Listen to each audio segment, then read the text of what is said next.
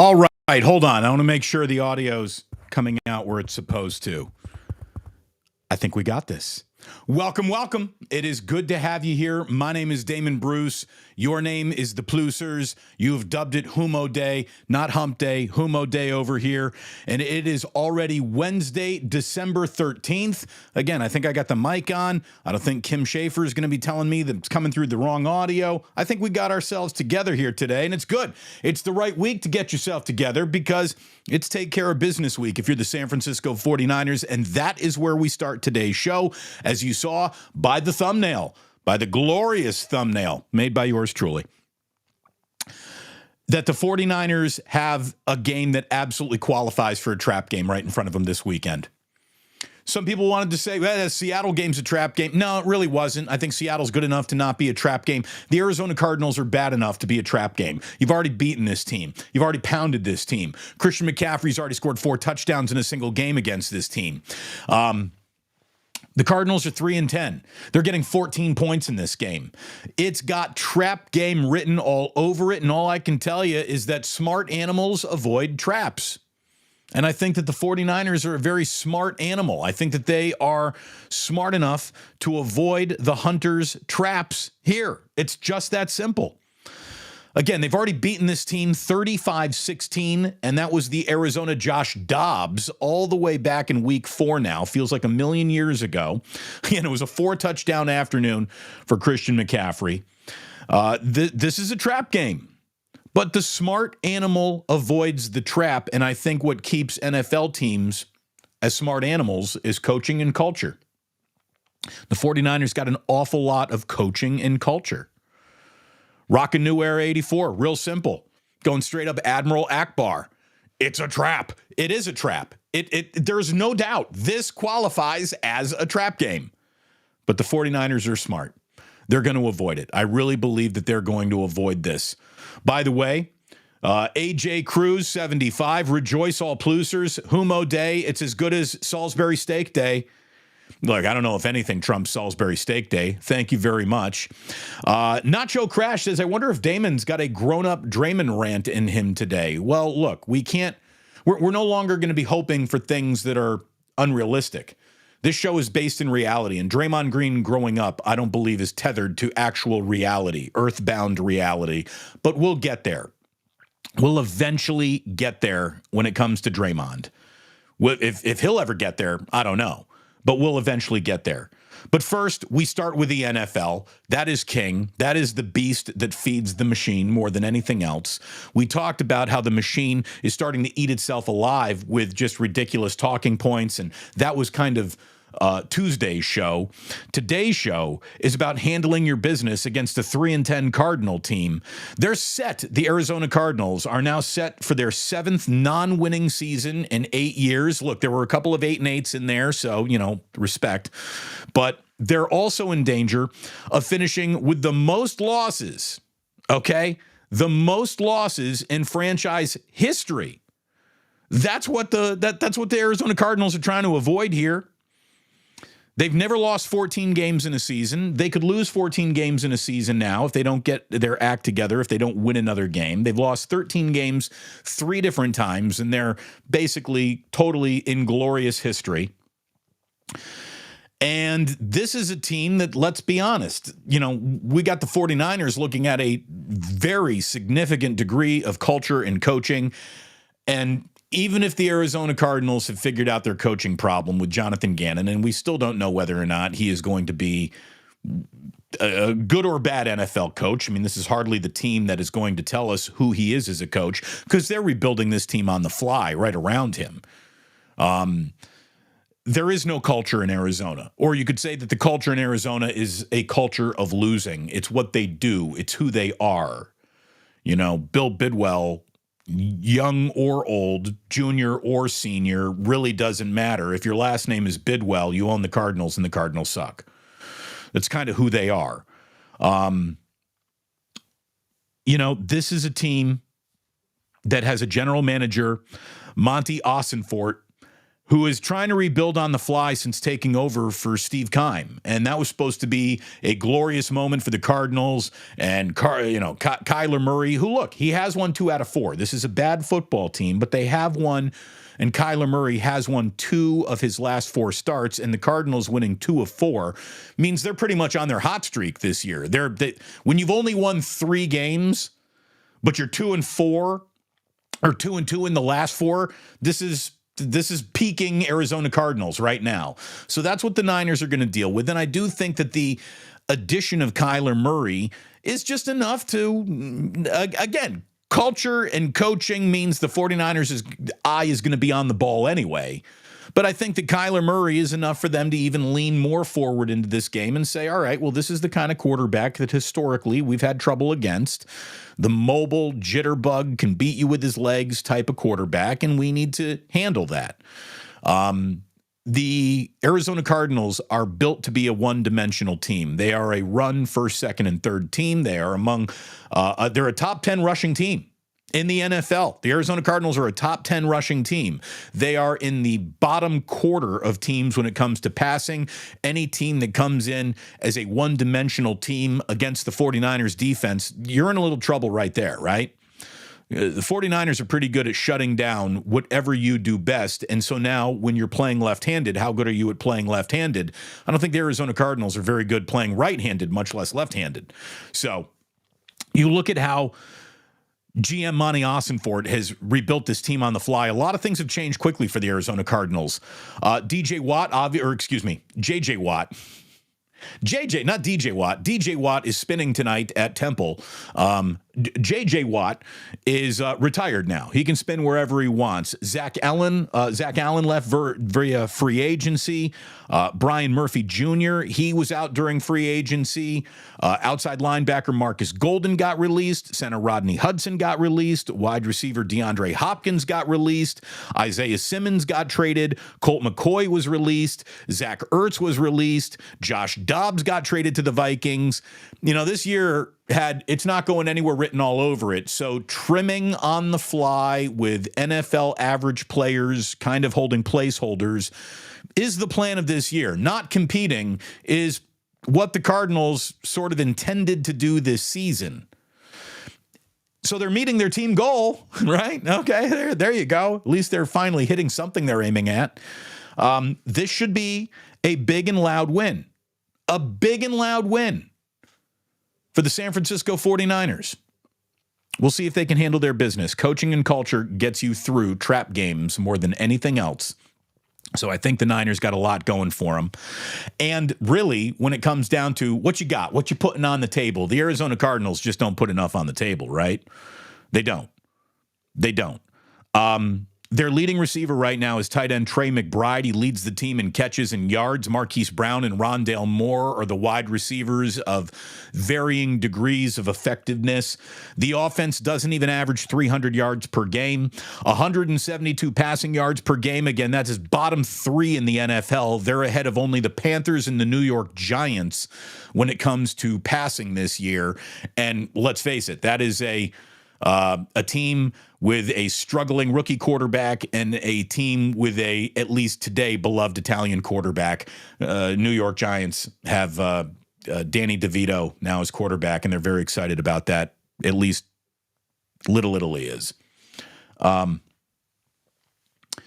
It's a top 10 rushing offense. A top 10 rushing offense, 124 yards per game. And again, the Niners are built to slow that down. Are they not? I think they are. So the 49ers, meanwhile, are averaging 30 points per game. Arizona's not even at 18. They're 17.7 points per game.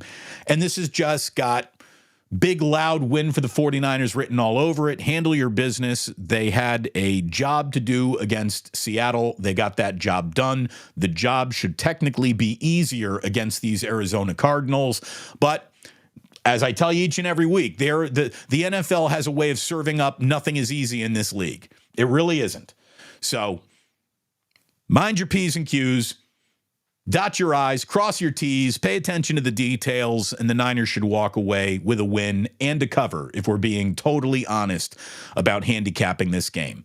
Everything about the Niners is on an upward trajectory right now, and everything about the Arizona Cardinals is at best just a plateau or getting worse at all times. We almost got a bird gauntlet going here. This is something that I was talking to Ray Ratto about a year ago. There was a team that actually had the entire bird gauntlet on their schedule, and I do believe that no one's ever totally run the bird gauntlet. The 49ers will almost have a shot at doing that. Again, the Atlanta Falcons are not on the schedule. You need a kiss on the forehead from the scheduling gods to run a bird gauntlet. The bird gauntlet in the NFL is obviously Cardinals, Seahawks, Ravens, Eagles, and Falcons.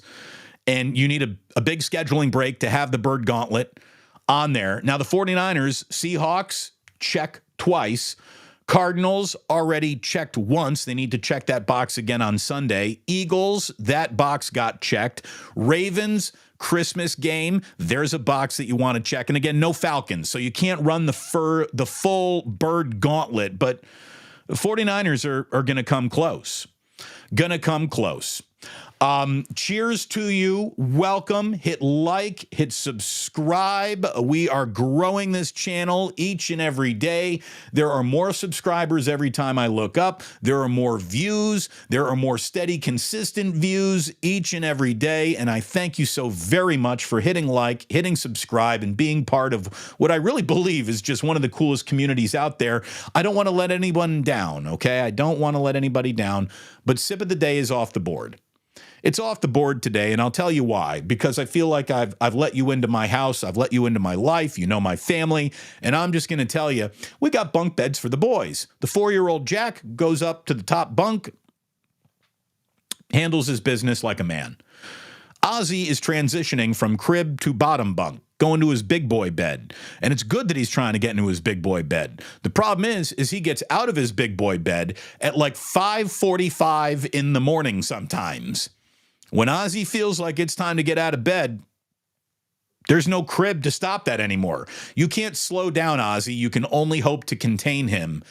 And there's nothing to contain him anymore. He's out of the crib. He's in the big boy bed. He's up at 5:45, which means Daddy is up at 5:46. Oh, so coffee went on early. We're again, 2 cups of coffee already consumed. We're down to here in second cup already. So Sip of the Day is officially off the board. I'm sorry, everybody. I know all bets are action, but I never want to lie to you. I'm never going to pretend, Sip of the Day, Sip of the Day. No, it's just we did that hours ago. I'll just be honest. David Ryder understands. Dark and early. Dark and early. Yosarian, you are absolutely correct. Ozzy is a fucking madman. He really is. He is. We should have known. We should have known. When you start calling someone Ozzy, you're just kind of asking for it in the universe. You're putting it out there. I hope I'm having someone who's going to be a handful, and he certainly is living up to the billing. When it comes to living up to the billing, you will find out each and every day you go to lunch at Ike's, you are getting a sandwich that lives up to the billing. It is love. It is sandwiches. You will feel both. You will taste both. And if you use the Ike's Rewards app, you're going to love earning your way to free sandwiches. Download the Ike's Reward app. I told you that I was going to get an Adam Richman yesterday. My day got away from me. I didn't get an Adam Richman yesterday. Today might be the day.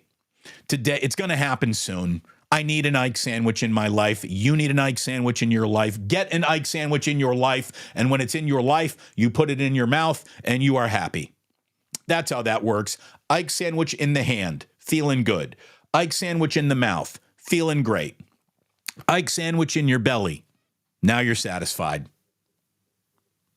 He couldn't land Shohei Ohtani, but he will absolutely land your hunger. He will deliver. Thank you very much to my friend Ike. Thank you very, very much to Dr. Paul Hughes, who has treated my knee with cellular replacement therapy in a way that has made my knees feel younger than my actual 48-year-old body, my bone-on-bone arthritis. It's like it's not even there anymore. We avoided invasive, expensive surgery. We avoided all the pain medication that you need after a surgery. My man, Dr. Paul Hughes. Go to orthopedicsurgeries.com if you want to avoid an orthopedic surgery. Get a consultation about your aching shoulder, your knee, your bone on bone, your arthritis. He can fix it. Orthopedicsurgeries.com to start your journey to feeling better with Dr. Paul Hughes. And if you'd like a journey to look better, begin your journey at Jack's. Every single thing that you would need for the sports fan in your life, the coolest vintage t-shirts of all Bay Area sporting franchises, those in existence, out of existence, like these very Mission Reds, one of San Francisco's first professional baseball teams. You can find it at jackssf.com. And when you go to jackssf.com and you put everything in your shopping cart, use promo code DamonBruce10 for 10% off when you check out. And if you're going to be checking out some lines, some prop bets, a little gambling this upcoming weekend, I want you to check out mybookie.ag. Mybookie.ag, use promo code Damon when you sign up for a 50% deposit match up to $1,000. It's a full-on casino at mybookie.ag. Make sure your credit card is approved for international use. That's how they get away with all their fun and games. MyBookie.ag, a trusted source in the gambling space. Take my word for it and use my name as your promo code when you sign up.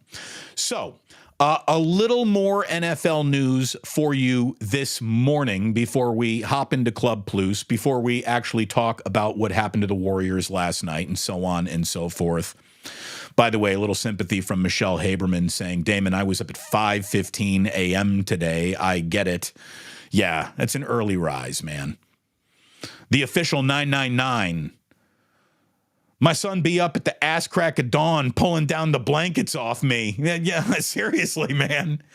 Well, it's funny. My kids come into the room with blanket. He's carrying a blanket. He's got a car that he just will not put down. It's his favorite red car. It's his toy.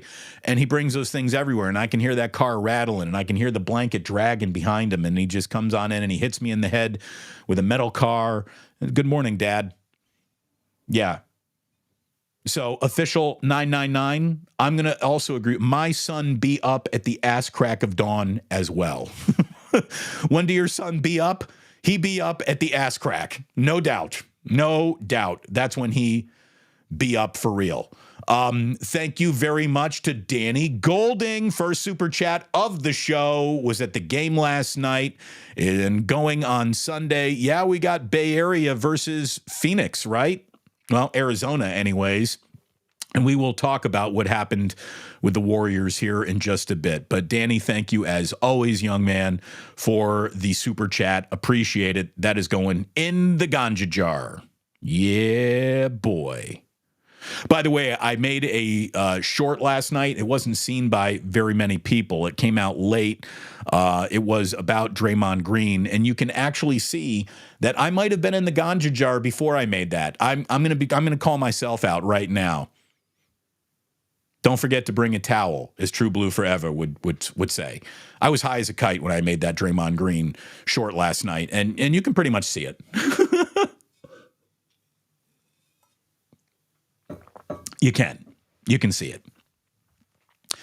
Real quick, some other NFL news from today before we move on to the Warriors. All kinds of signs out of New England that Bill Belichick's time as the Patriots head coach is going to be coming to an end at the end of the year. A bad stretch of an otherwise historically remarkable 24-year run is pretty much the reason why. He's in year 4 without Tom Brady. He's about to have his 3rd losing season in his 4 years without Tom Brady. This roster, which he is also responsible for constructing, feels among the least talented rosters in all of football. So, when things end poorly, they end poorly.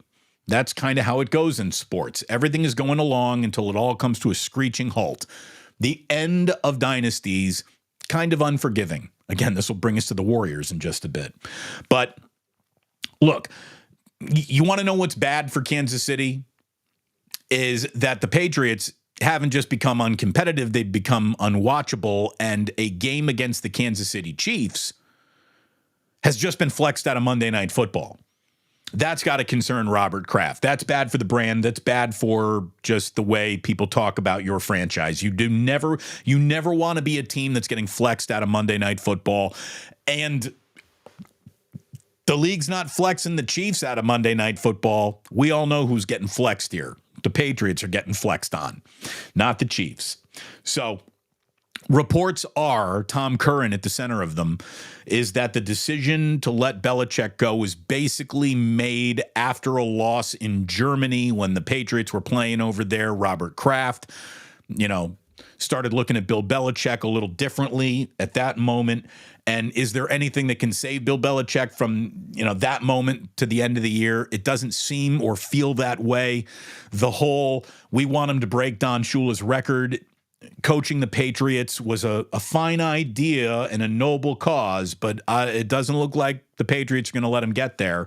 Bill Belichick has 332 total victories. That's regular season and playoffs. That ranks him second all time behind Don Shula's 347. So we're talking about, a handful of wins here.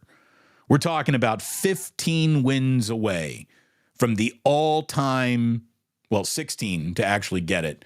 And Bill's not going to apparently get that in New England. Now, I don't think his career will be over when the Patriots say that's enough. But if I were Bill Belichick, what more do you want to do? Do you really want to, at his age, start over somewhere else? I don't know. Maybe just a coach has got a coach, and that's a coach's life. But you'd think Bill Belichick would probably be thinking, maybe it's time for me to wrap this up. I don't know. I don't know. Let's see if Mark Davis isn't ready to offer him a whole bunch of money to come be better than Josh McDaniels and help those Las Vegas Raiders, who on Thursday night are going to try to avoid being shut out at home again. Now it's the Chargers, not the Vikings, on the menu. Let's see. The other news coming from the NFL is that the Super Bowl's going back to L.A. They plan these things out years in advance, and today it was announced that SoFi Stadium will host the game again in 2027. That makes 3 of the next 4 Super Bowls Pacific time zone Super Bowls. Obviously, this upcoming year is Super Bowl 58 at Allegiant Stadium. Super Bowl 59 in 2025 will move to the Superdome in the Superdome in New Orleans, and that to me is the best place to have the Super Bowl, period, end of story. Then Super Bowl 60 will be at Levi's Stadium in Santa Clara, probably the worst place to have a Super Bowl, if you want to be completely honest about it. And then after that, in 2027, SoFi Stadium once again in Los Angeles, and that's going to have a 3-year stretch of major sporting events in Los Angeles that's going to be hard to measure against anywhere else you go. The league is going to put that Super Bowl in LA in between the World Cup in 2026. And remember, the Summer Olympics is coming to Los Angeles in 2028. So that's, the World Cup in 2026 for LA. That's the Super Bowl in 2027 for LA and the Olympics in 2028 for LA. And they get Shohei Ohtani. Nothing is fair. Nothing is fair. And don't tell me that they've always had Shohei Ohtani because he was playing in Anaheim. I haven't spent much time in Southern California, but I can tell you that Anaheim and Los Angeles, it might seem like they're close in the same thing. They are not. They're not. And all I can tell you is that the more you look at how the Dodgers are getting away with signing Shohei Ohtani, the grosser it just gets. It really does. The Major League Baseball system is broken. It's designed to be broken. The whole sport is asymmetrical from, team budgets to outfield dimensions. It's all asymmetrical. Nothing has ever been fair or balanced or equal, but the amount of the Dodgers can get fat and continue to add around Shohei Ohtani because of the very unique contract that he agreed to, it's just nuts, Shohei Ohtani's annual salary, well, it's not like he's even making $70 million. He should. That's the thing. It should be $7 million on the 70 million on the books each year he plays for LA. Not 2 million with 68 million deferred. But his $70 million average annual salary is more than the entire opening day payroll of the Baltimore Orioles, who are a playoff team. It's more than, the $700 million is more than the A's have spent on their last 10 opening day payrolls. How is this all the same sport? It's not. It really isn't.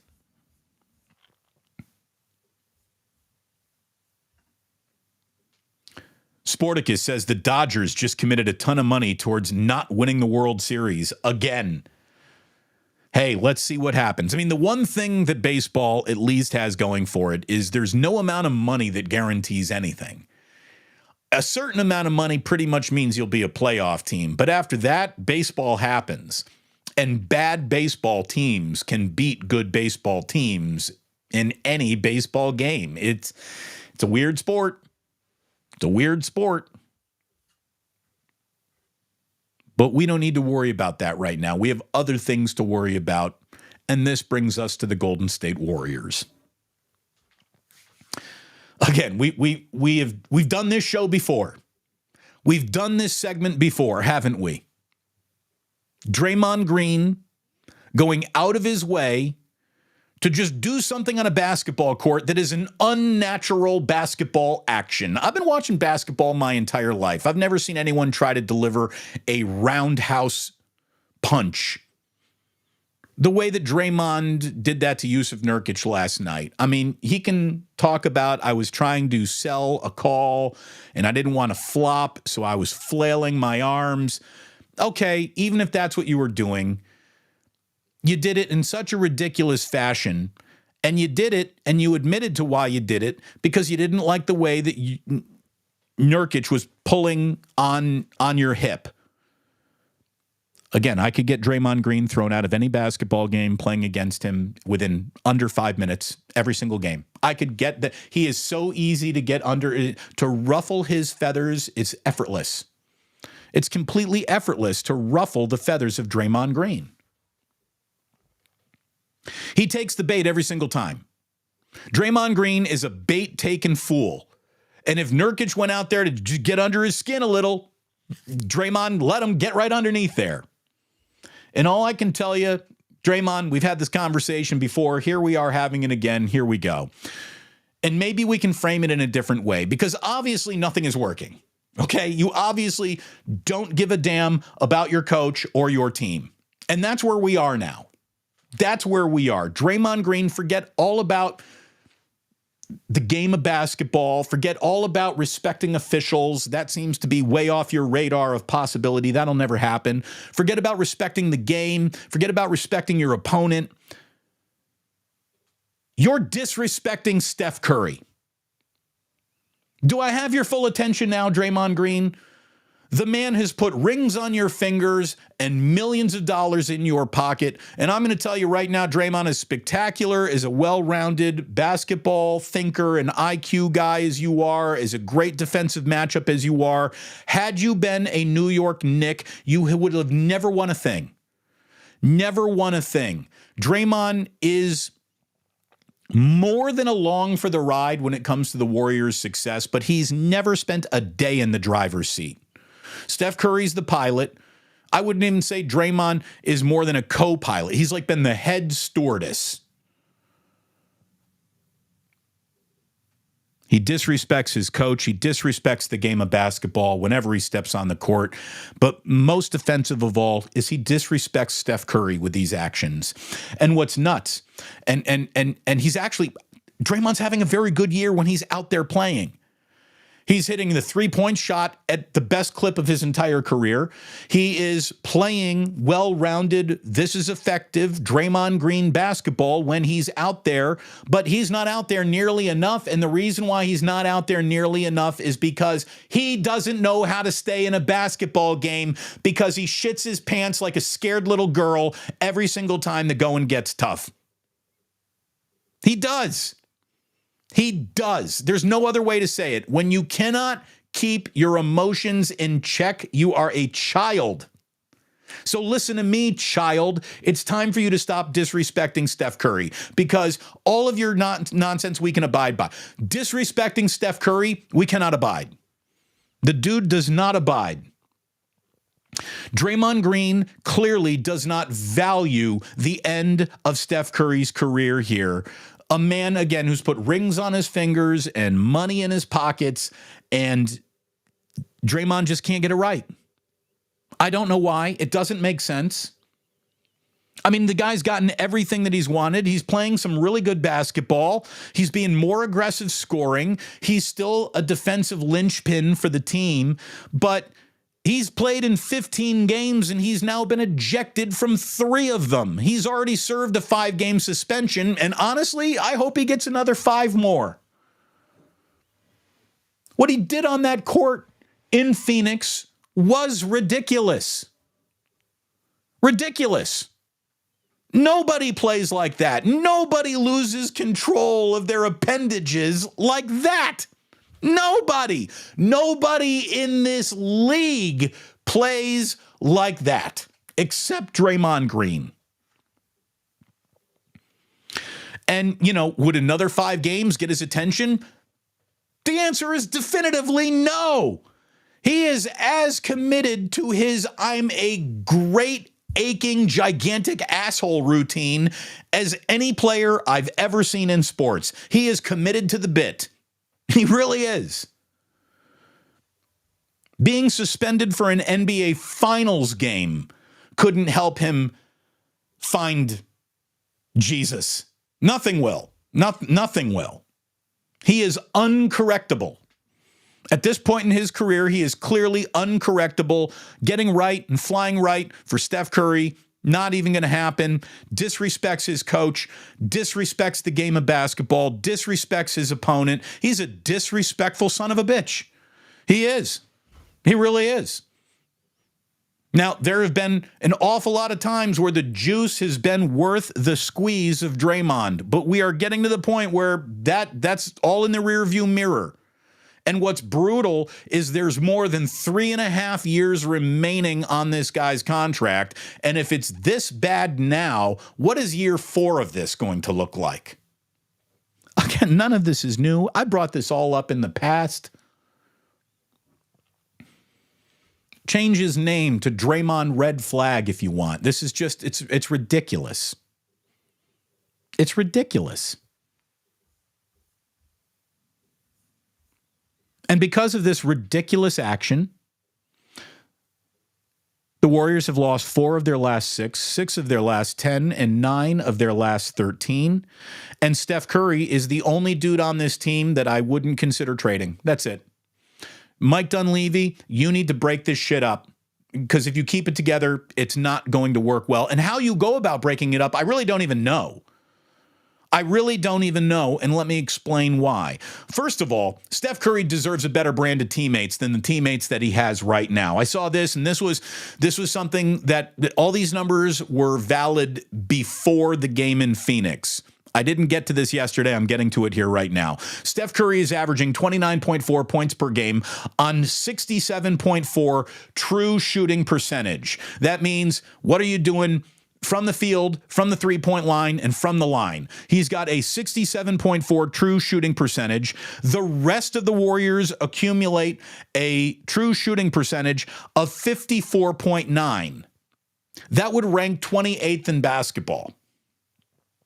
The difference of 12.5% between a player's true shooting percentage and the rest of their team's true shooting percentage for a 25-point-per-game scorer is the biggest this century. In other words, Steph Curry is literally now not carrying a team that is, strength in numbers. He's carrying a bunch of bums. The rest of the Golden State Warriors, if you're not Steph Curry and you're a Golden State Warrior this year, you're a bum if you're one of the starters. Now, Kevon Looney gets a pass here, right? Because Kevon Looney has always been a complimentary player. He's limited in so many ways, and that limitation is fine as long as the rest of the Warriors around him are the Warriors around him. When the Warriors stop being the Warriors that we remember around Kevon Looney, the effectiveness of Kevon Looney starts to vanish quickly. So Kevon Looney is without a doubt a player in a circumstance, and he used to be a perfect player for the circumstances that he was in. But right now, he is never going to be the guy who's going to step up in that scoring column, and the Warriors are having trouble scoring if you're not named Steph Curry. Did you see what the bench did? 80 points from the bench in Phoenix. There are players on this team who want it, who go out there and bust ass. And it's Jonathan Kuminga, and it's Moses Moody, and it's Brandon Pajemski. And what do you know? We actually got 7 minutes out of Trace Jackson Davis last night. Way to go, Steve Kerr. It's a shame that it takes Draymond getting ejected for that guy to get some playing time. But I guess that's where we are. I just want to go back to, for a moment, if you will allow me, a little walk down memory lane, right? Remember the 2-timeline plan? Now, the 2-timeline plan was physically embodied by James Wiseman more than anyone else. So when James Wiseman exited stage left, the whole 2-timeline plan felt like it very much had vanished. It didn't work. Wiseman represented it more than Kuminga, more than Moody. And because of James Wiseman going belly up as an NBA player, the 2-timeline plan then no longer really existed. But just for a moment, let's say the 2-timeline plan was still on. It's still happening. James Wiseman no longer a part of it, but if there ever really was a 2-timeline plan, the whole point was that there was the timeline was not parallel in perpetuity. If there was a 2-timeline plan, for a 2-timeline plan to actually work in any way, at some point, there needs to be an acknowledgement of these timelines bisecting or intersecting each other. It can't be all parallel path. It has to be a bisecting of the timeline, at which point your established stars are descending and the new guys are ascending, and all of a sudden, that's how the 2-timeline plan is supposed to work. For the 2-timeline plan to have ever worked, to even have suggested it existed in the first place, was an acknowledgement at some point these kids are going to be better than these older players. And we are seeing that. We're seeing that in real time. At some point in the timeline, the lines intersect. And that point is happening right now. And Steve Kerr can either wake up and smell what he's got, and last night in Phoenix, it seemed to be an acknowledgement with, again, Looney's not the offender here, but Wiggins and Klay were sat down. Wiggins and Klay were sat down, and Moody and Pajemski and Kuminga and Trace Jackson Davis were in the closing lineup, right? Look, I really don't know where the solution is for the Warriors. It feels like Mike Dunleavy Jr. needs to make a trade. But who you trading? Like, Klay Thompson just isn't who he was and might never be that guy again. And if he's lucky, I mean, if we're being generous to Klay, let's say he's got 20 great games left in his NBA body. We haven't seen one of them yet this year.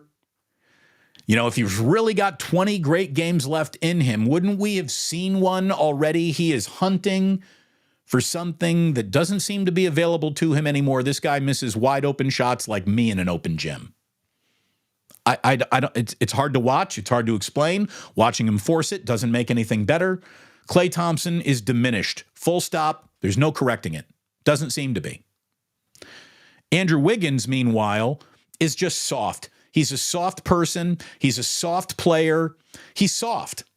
There's nothing about Andrew Wiggins that would ever win a back alley fight. Nothing. Nothing. Andrew Wiggins is soft, full stop. There's a reason why the league has made jokes about him since the day he'd entered. We stopped telling jokes about him to be nice. He had a really good NBA Finals. I no longer believe that he chose to be great during the NBA Finals. He just got lucky that week. Andrew Wiggins is soft, full stop. Soft mentally, soft physically, soft-ass bitch. No other way to say it. Soft. Soft player. Draymond Green is a malcontent of the first degree, and he is now better defined by his disruption to the team than he is his defense leading this team to victory. Draymond as an asset is hard to see it. And I don't understand it. Because he got Poole off the team. He got his contract extension. He should be very, very happy with the situation that he remains in, but he's not. He's not. Draymond Green is going far out of his way to let us know he's never been less happy. He's never been more angry. He's never been less coachable than he is right now. And I don't understand it because he's literally won all the little battles in his career to get to this point in his career, and it's just awful.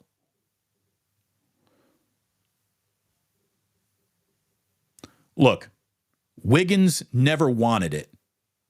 Draymond won't own up to it. And Klay can no longer summon it. Who's going to want those guys? Let's say, who's going to want to trade for either of those guys? You basically got Kuminga, Moody, Podziemski, and Trace Jackson Davis. They all want it. They all want to go out there and prove and play hard and play together every night and not get ejected and not do stupid things. All of them clearly want it. And all of them are starting to, again, bisect where the timelines are crossing. And we got descending players and ascending players. And Steve Kerr, you need to process the real-time information. You need to stop with your loyalty to your veterans. You need to stop with this hope that guys will play themselves out of it or play themselves into a better headspace. This is who you are. You're deep enough into an NBA season to your team is on the court, coach, and your team right now sucks. Sucks. Sloppy ass bunch of half steppers is what you got in 3 of your starting 5. When the Warriors starting 5 doesn't equal the sum of its parts anymore, it's time to get a new starting 5 out there. Just full stop. That's how basketball works.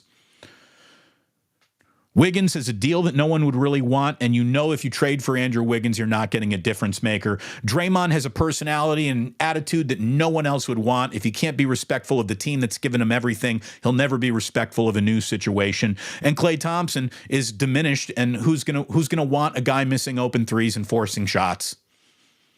I don't know what the Warriors are going to do to get out of this one. But they need to start acknowledging the team that they have is probably the team that they have. And the only way to get through this year is to start playing guys who want it more and are playing better than the established stars on this team. There are hard lessons out there, and it's time for Steve Kerr to learn them and process them and put them into motion. Loyalty, schmoyalty. You got to go win some basketball games. And if you can't win games with your veterans, it's time to look in another place. It's just that simple. Again, we're going to hop into Club Plus today. We'll see what's going on. I hope I haven't missed any more super chats. I haven't been focused over there. If you have given at the office, I thank you greatly. Thank you. Hit like, hit subscribe. Got 250 people in the room right now. That's a nice little Wednesday afternoon gathering. Thank you very much. If the algorithm brought you here for the very first time, it's wonderful to have you here. You are amongst friends. Please like and subscribe. Hit that notify button too. You will not be upset that you did. I told you yesterday we had a story that I was going to get to, but I didn't. And I hate the bait and switch. I hate to tell you that I'm about to talk about something, and then I forgot. We just kind of went off on a little bit of a rant yesterday, and I never got to this. But Clearly, I care about sipping. I care about booze and some alcoholic beverages. We've certainly had those on as a sponsor. And there is a new beverage out there that I got to tell you, I only have a morbid curiosity in. Saw this story on Bro Bible, and this is how we're wrapping up today's show.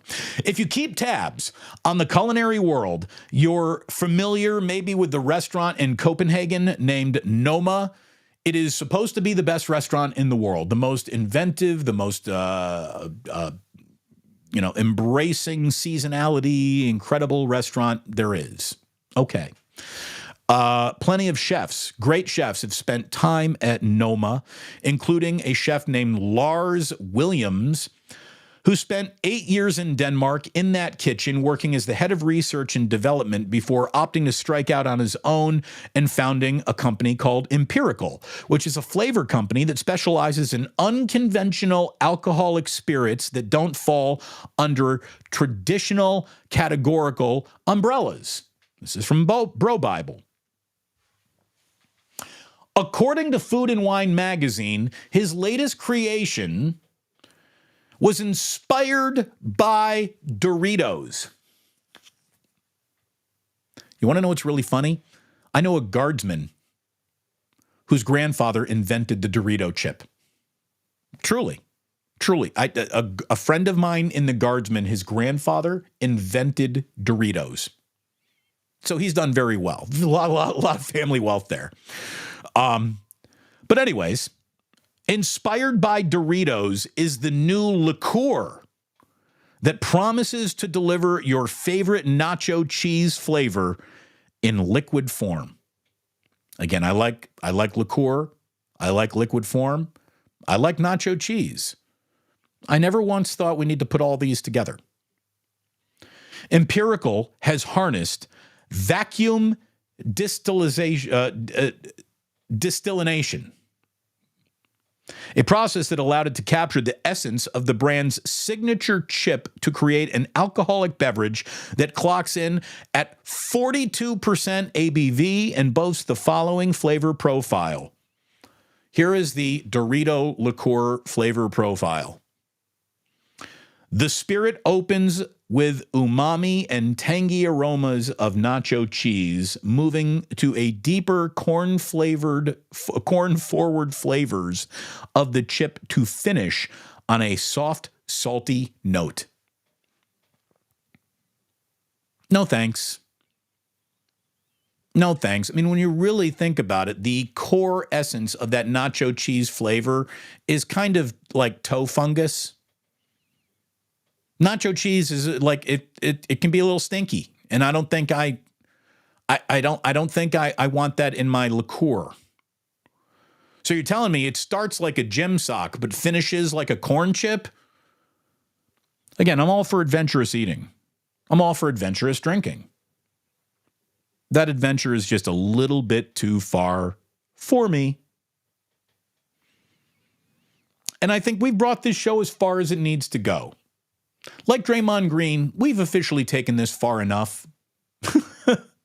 I want to thank you if you're listening to the podcast. Thank you so very much for downloading it. Do it each and every day. Not only do you get the Damon Brew Show as part of your daily podcast whenever Larry Krueger and I do a Niners Wake Up, and we're going to stick with Niners Wake Up through the rest of the year, and then we will go into a more generic form after the football season is over. But Niners Wake Up will be back on Friday, getting you ready for 49ers in Arizona at 8:35 a.m. That's our start time this Friday. And then when Jillian comes home from New York, we'll go back to our normal routine, 8 a.m. start time, I guess. But a little bit later, because I got kids to drop off. But that's how we're going to get it done this week. Big week for the 49ers. Very disappointing loss for the Warriors. And I'm not interested in your nacho chip shots. Dorito cheese shots. No, thank you. But thank you for tuning in. Thank you for downloading the podcast. You get that podcast anywhere you download your podcast. And I want to remind you that sports don't build character, they reveal it. And like that, he's gone.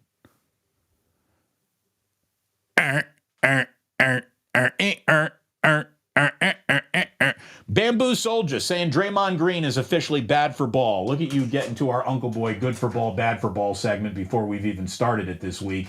And Draymond, yeah, that's the thing. He is officially now doing more harm than good for the Golden State Warriors. Where's my damn plug? How do I get Disco Face going? Here it is. There it is. There we go. Disco Face. Welcome to Club Plus, everyone. Well, thank you for hanging out and sticking around. It is good to have you here. R.I.P. Cougar Rebel says he needs to realize that he's never going to get the benefit of the doubt from the officials. No, he's not going to. But he doesn't realize that. Draymond is not aware. He is an unaware player. I put my hand on your hip. When you dip, I dip, we dip. Rockin' New Era 84. Bravo. Bravo. Damon's move looked like a Michael Jackson spin before the moonwalk. Are you saying Draymond or Damon? I think you're saying Draymond there, but thank you very much. Nathaniel Richards. Seems like he's gotten worse as he gets older. MJ says, I don't like Klay pouting about being pulled either. Neither do I. Neither do I. It's going to be really disappointing if Klay goes out just like pouting. It's bad enough to watch what he's doing. Dude, the guy's in his own head. I don't know there's no other way to say it. I mean, when you're missing wide open threes and your name is Klay. How about this? This is going to sound a little cruel. I'm going to say it, though. Klay Thompson, there's a reason why you were left off the 75 greatest players of all time list, and we're watching that reason right now. When your shot's not falling, there's not much left there. That's it. Klay Thompson is one of the greatest shooters of all time, one of the 75 greatest players in the history of the NBA. Again, close. He's close to being in that conversation, but great, great, great players don't see a precipitous fall off like this at the end. Again, it's like ripping Santa Claus. It's hard to say negative things about Klay Thompson, but here we are. Here we are. Chef A. Damon, as I mentioned to you last night, even though you say Draymond has a high basketball IQ, he sure doesn't act like it. He acts stupid. He does. Again, you can't be a great criminal if you're always getting caught. Okay? You know, Draymond thinks he's like this bad guy. He's a villain. Ain't no such thing as a halfway crook. Look, man, Draymond, catching you with your hand in the cookie jar is the easiest thing going on in the NBA. And getting you to put your hand in the cookie jar to get ejected is the other easiest thing in the NBA. Again, I could get Draymond Green thrown out of any game that I was competing against him within under 5 minutes. I see the dangling thread on his sweater and I would pull it and it would unravel quickly all the time. I don't know what to tell Draymond Green anymore, and it's obvious that no one does. And even if you knew what to tell him, okay, he wouldn't listen and he wouldn't care. And I know that Draymond had his Instagram post where he's like, you think you can tell me how to be Draymond Green better than I know how to be Draymond Green. You think you know how to be Draymond Green better than I know how to be Draymond? No. What we're telling you is you are no longer good enough. We know who you are. We have evaluated and handicapped this whole thing very properly. And you right now are the asshole who is getting in the way of winning more than you are helping win. That's it. You know, your greatest ability is your availability. And if you are getting ejected 3 times in 15 games and just disrespecting Steph Curry at every single turn, Steph Curry needs to pin this son of a bitch up against the locker and say, what the fuck are you doing? That's not who Steph is. It's not how he leads. He's a very quiet guy. But Steph Curry should sit this guy down and say, who the fuck do you think you are? Do you think you're more important than me? Because literally, if I tell you to get down on your knee and tie my shoe, you better tie both of them tight. You lucky to be here. You're lucky. You're lucky to be here. Draymond Green with Steph Curry was a great teammate and has 4 rings to prove it. Draymond Green without Steph Curry wouldn't even be in the NBA anymore.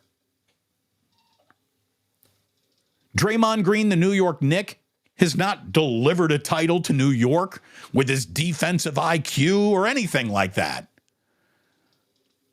He's been a perfectly suited Golden State Warrior for peak Warriors when they were at their best. But if this is how it ends, he's got to go. Disrespecting Draymond, disrespecting Steph Curry's career. That's what he's doing. He's disrespecting Steph Curry. Do I have your attention now, Draymond? Is that the one guy you say that you have loyalty for? I'll tell you right now, if Draymond Green, who's got knee pads for LeBron, right? If Draymond were on LeBron's team and LeBron said, stop acting like this, I bet you he would. Why won't he do that for Steph? And if it's Steph not making the ask, there's a hole in Steph Curry's leadership. Get your house in order, Steph Curry, because you got a coach who Draymond Green just doesn't give a shit about. Draymond Green has no respect for Steve Kerr, has no respect for the Golden State Warriors or Joe Lacob or this franchise or the NBA or his opponents or the officials. And that's who you are now. At some point, all you are is just the asshole. And it seems like Draymond is sprinting to the just an asshole portion of his career. Like breaking out of the starting blocks like Usain Bolt.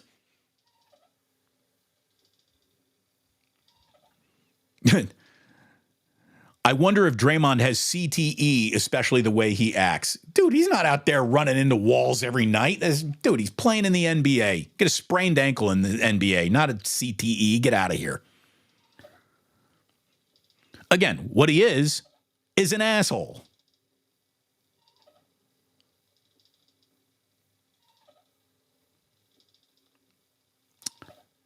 So, what else we got going on here?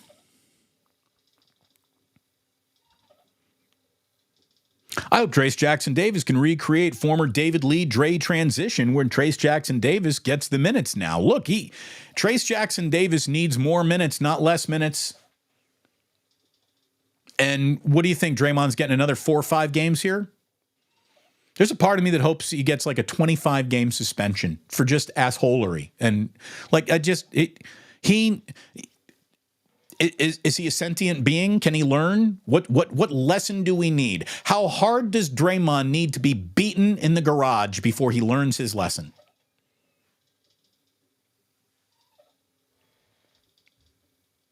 Seriously, I wish that there were an opponent in this league who would just straight up haul off and knock his ass out. Draymond needs to be humbled so hard. So hard. Again, you know that you've reached a funny point in your career where people who liked you and root for you are now hoping you get knocked out.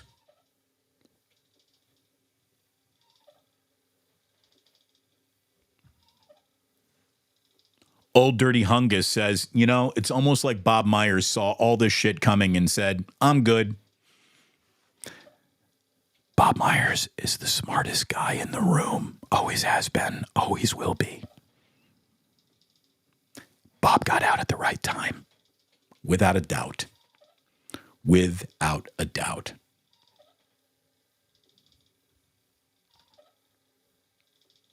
I hate screaming at the TV watching the dubs. It reminds me of the old days. Michelle Haberman is right. Klay is breaking my heart right now. It's hard to watch. It's hard to watch. It really is. I've never heard this before, but this is a great way to say it. Baron Red. Andrew Wiggins is frozen yogurt. He is the frozen yogurt of frozen treats.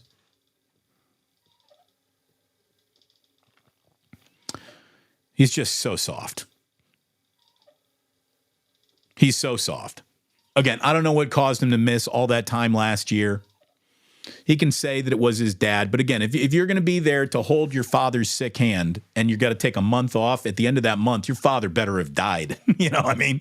I don't mean to be that hardcore and nasty about it, but it's the truth. Like, so your father really didn't die? So he wasn't that sick? Or is this about your best friend maybe being the father of your, I don't know. Like I don't believe the excuse of why Andrew Wiggins was gone last year. And if I am to believe it, that he needed to be there with his, it's just soft, man. It's soft.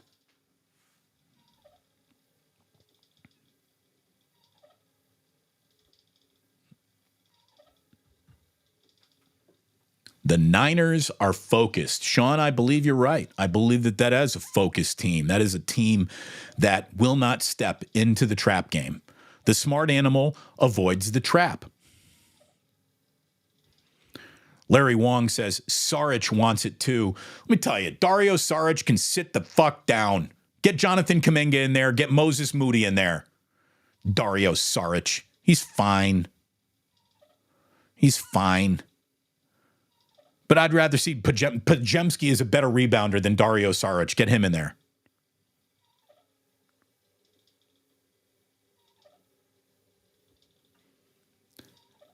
Damon, what are your thoughts on Lee? Lee Hammer? Lee Hammer says no.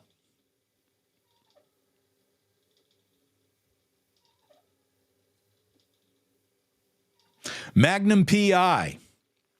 DB, I think the problem with Green's behavior goes neutral green. By the time it's time to call out Kerr, Lacob, and the players, the entire organization, for doing absolutely nothing about his behavior. Oh, there's no doubt. He has been rewarded for behavior that should have been punished.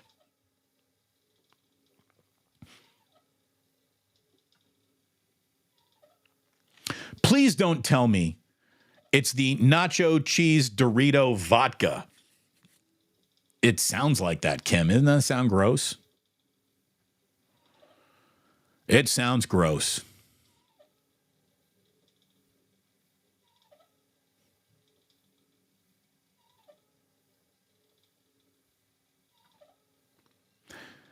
Tiger Tank 06. So that alcoholic experience is like the one in Parks and Rec where each guy celebrates each wish list bachelor party. It sounds like a dare, right? It sounds like a dare. Who is using nacho cheese alcoholic beverage to for a treat yourself day? If I can use another Parks and Recs reference.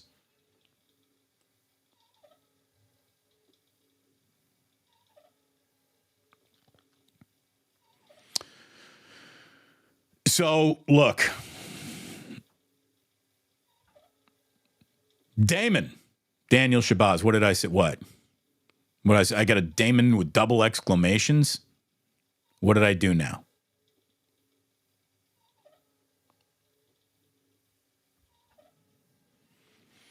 Sports don't build character, they reveal it. That describes Draymond Green really, really well. I mean, I guess it does. I think that the word that describes Draymond Green the best is childish. You know, you're either going to be a professional at this point in your career or you're going to be a childish, and the man is childish. You know, uncoachable, uncorrectable, these are traits of children, not men. And Draymond likes so hard to act like a real man, but he, again, to get respect, you got to give respect, and this guy won't even respect Steph Curry. He won't even respect one of the greatest players in NBA history by flying straight and acting right around him. And that's gross.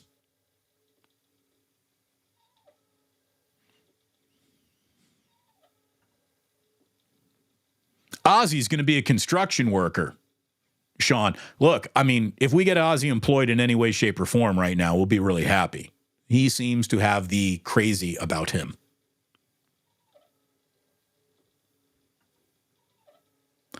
Damon, why does Steve Kerr never give Trace Jackson Davis more minutes? I don't know why. I know he has a history of not trusting rookies. That history on this team is going to make this team miss the playoffs. So Steve Kerr needs to adjust the way that he sees his own roster. He has been so deep in the forest, he can't even really tell the trees apart from each other anymore. I understand why he wanted to be extra patient with his vets that he wanted to be loyal to, but at some point in time, you got to adjust to the game in front of you. And last evening in Phoenix, it felt like Steve finally started sending the message that it's got to get better for you to get minutes. It feels like Wiggins and Klay Thompson were sent that message. Now that message needs to be sent again. It can't be a one-time thing. It's not a one-off thing.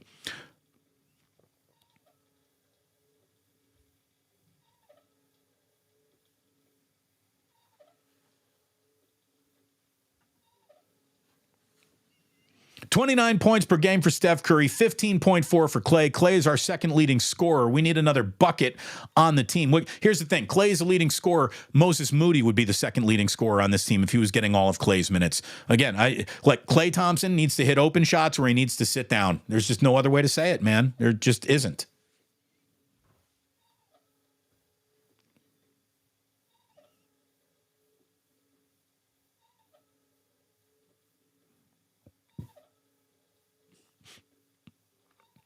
It needs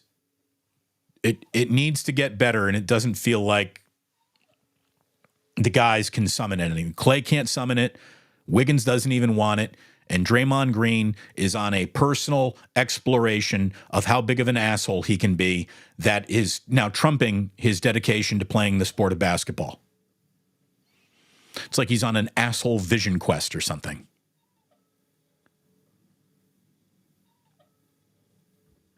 RS. Big Dom needs to get in Dre's face. Dude, if Big Dom can get it done, get him in. Get him in here without a doubt.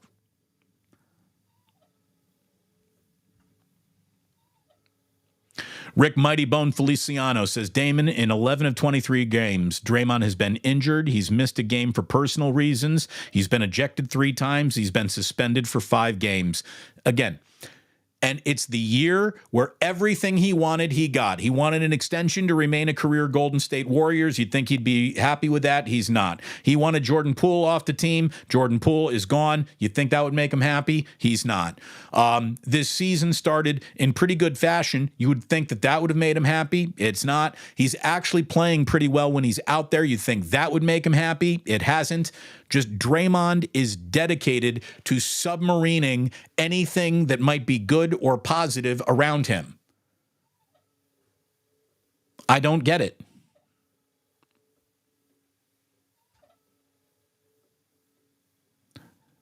Stephen Brooks says, Damon, do you remember Warriors basketball, the ball movement, feeding the hot hand, real team ball? It's hard to see lately. It is hard to see. Bob Myers, definitely sleeping comfortable these days. Oh, like a baby. Like a baby. I bet you Bob Myers gets all like snuggly. He's wearing footy pajamas and he's got his blanket and he's just happy as a clam.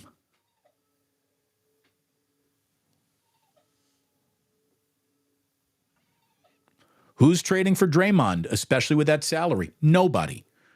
Nobody. The only one who would have any real trade value would be Klay Thompson because you're just renting him to see what this year would be if you finished with him. And maybe it, but again, what are you going to get out of Klay? I don't know.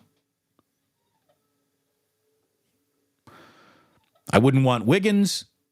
How about this? I wouldn't want this version of Klay Thompson on my team if I were any other team in the NBA. I wouldn't want Andrew Wiggins, just full stop. And I wouldn't want Draymond Green, full stop. I wouldn't trade Kuminga. I wouldn't trade Moody. I wouldn't trade Trace Jackson Davis. I'm not trading Pajemski. I wouldn't trade Looney. So what are the Warriors going to do? I don't think that there's any real lever for them to pull other than, hey, young guys on this team, we're giving you more time and hopefully you start winning games with it.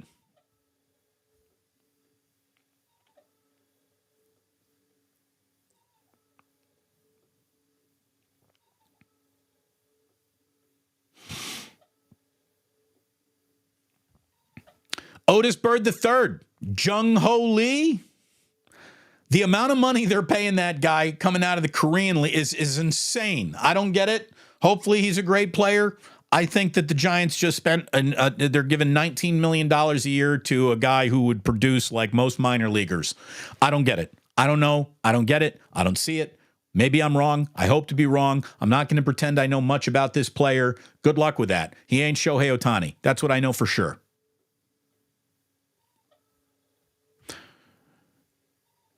Jung Ho Lee, your new Giant center fielder for the next 4 to 6 years, or maybe he can't play at this level. The Korean League is essentially like high A, double A ball. It is not the Japanese league. So let's see if it's really translatable. He might be a slap hitter over here. I don't know. I don't know. I know this. Not a single ticket will ever be sold to watch that guy. You know, there's no way that they can turn around and be like, we got one. No, no, no.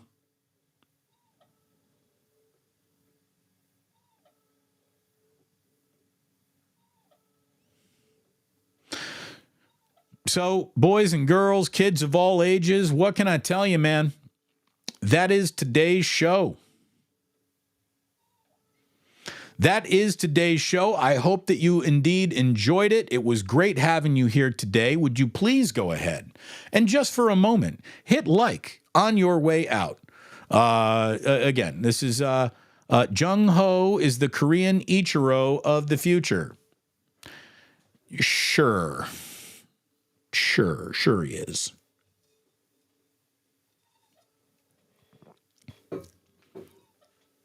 You hope. So, all I can tell you is that it was great having you here today. It's always good seeing you. Rob C. Note coming in. Thank you very much, Rob. I appreciate the dollar as much as I appreciate the C notes. Thank you, Rob. Always a pleasure. Rob C Note dropping a diller on us, and I love it. Thank you very much. Again, if all of you dropped a diller, think of how many dillers I would have made today, but that's okay. Christmas is coming. Memberships will be offered, and maybe that's how you say thank you. Oh, and Rob's telling us right now he's deferring the $99.01 to later. Excellent. That just gets a golf clap. That gets a golf clap, Rob C. Deferring it. I love it. I love it. Thank you very much to Lo Jackson. Great show, Damon. Great audience. Great chat room. Great plusers all around. I thank you very, very, very much. People are just applauding the Rob C maneuver, and why wouldn't they? You guys are the best. Thank you so very much. In the meantime, please do remember that you don't have to go home. You just can't stay here.